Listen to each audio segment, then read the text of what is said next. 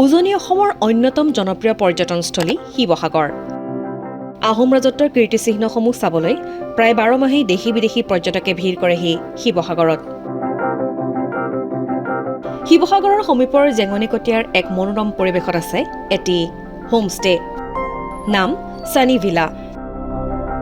এই হোমষ্টে সম্প্ৰতি দেশী বিদেশী পৰ্যটকৰ মাজত অতি জনপ্ৰিয় হৈ পৰিছে। হোমষ্টেত ভ্ৰমণকাৰী অতিথিসকলে ঘৰুৱা পৰিৱেশত নিশা কটাই শিৱসাগৰ নগৰ আৰু ইয়াৰ দাঁতিকাষৰীয়া পৰ্যটকৰ আকৰ্ষণৰ কেন্দ্ৰসমূহ সহজে পৰিভ্ৰমণ কৰিব পাৰে। এই হোমষ্টে ব্যৱসায়ৰ জৰিয়তে উল্লেখযোগ্য সফলতা লাভ কৰিছে শিৱসাগৰৰ যুৱ উদ্যোগী নেকিবুৰ ৰহমানে। 2022 বৰ্ষত 50ৰ দশকৰ এটি পুৰণি গৃহত আৰম্ভ কৰা ছানী ভিলা হোমষ্টে নামৰ এই অতিথি গৃহই চলিত বছৰত অসম চৰকাৰৰ পৰ্যটন বিভাগৰ পৰা ৰাজ্যৰ অন্যতম শ্ৰেষ্ঠ হোমষ্টে পুৰস্কাৰো লাভ কৰিছে।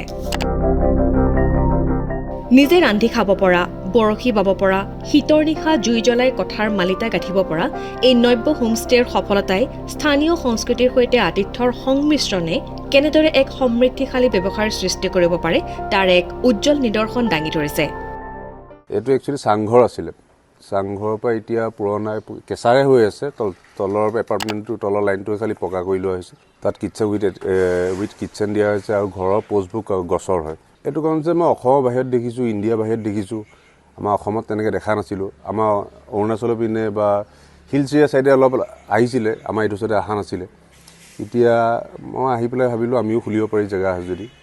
প্ৰাকৃতিক আৰু মূল্যৱান সম্পদৰাজিক মূলধন হিচাপে লৈ যুৱ উদ্যোগী নেকিবোৰে অঞ্চলটোৰ বহনক্ষম আৰু সম্প্ৰদায় চালিত পৰ্যটনৰ বাবে আশাৰ বতৰা কঢ়িয়াই আনিছে। শিৱসাগৰৰ পৰা মুজাহিদ আলী, বাতৰি বিভাগ, DD অসম।